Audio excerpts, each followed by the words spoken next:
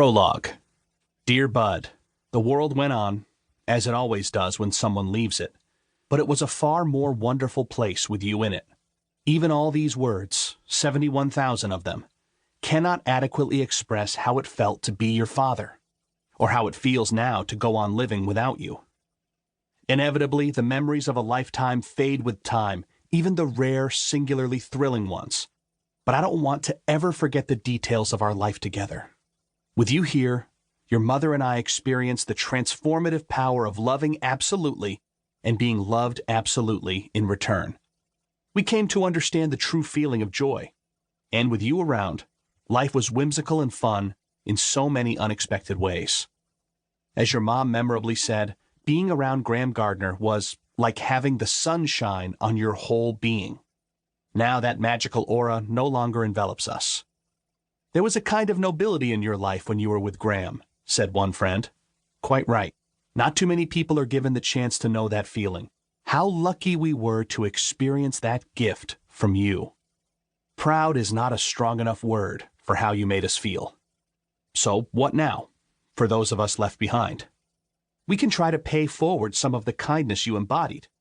We can remind ourselves to persevere even when life is painful, because that is what you did so often. We can treat people who are different from us respectfully, as you did. And above all, we can try to be loving, as you were so abundantly every day of your life. At the same time, Bud, we can hope, with all our hearts, that when our own time comes to cross over, we will have the chance to embrace you once again. When you were a baby, I wrote a lullaby for you with this refrain. I am yours and you are mine, and we are parts of one design. Like branches on a tree, waves out on the sea, notes sung in two-part harmony. And all I really want to do is share this life with you. Until we meet again, my beautiful boy. All my love, Dad.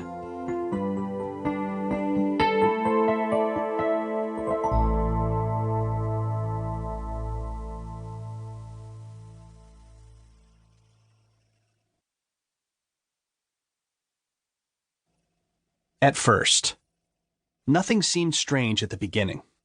Cynthia and I were first-time parents. We knew little about the developmental milestones that babies are expected to reach at certain dates during the first year of life. We had a beautiful baby boy, who was unusually cranky, that was all.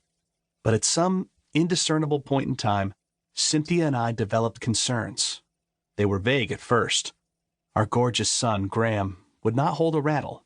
He did not try to crawl, and would not follow a moving object, like his mother's face, with his eyes.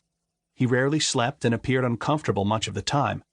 The pediatrician found nothing obviously wrong, except that his head circumference was very small, according to the growth charts in the exam room. On subsequent visits, we watched with increasing trepidation as the physician connected the dots on those simple graphs. The routine ritual of the well-baby visit became a source of dread.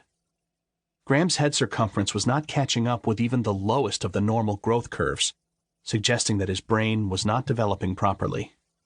On a sultry July day, while I was holding him in our little yard in the seaside town of Marblehead, 15 miles north of Boston, Graham had a grand mal seizure. A kindly neighbor who was watering her garden across the street drove us to a local ER so that we would not have to wait for an ambulance. The convulsion continued during the harrowing ride to the hospital as I held our tiny child against my chest, trying frantically to keep him from biting his tongue. I was an internal medicine physician on the staff of that very hospital, and I had seen every kind of medical emergency during my residency training at Boston's Massachusetts General Hospital, MGH. But the sight of my own son, unconscious and flailing wildly, being struck with needles in order to administer intravenous medicines, was horrifying. I watched in panic as the IV drug that finally stopped Graham's seizure also stopped his breathing. The pediatric resident and I frantically grabbed a tiny bag valve mask and pushed air into Graham's lungs. Luck was with us in the form of a senior anesthesiologist who happened to be in the ER that weekend day.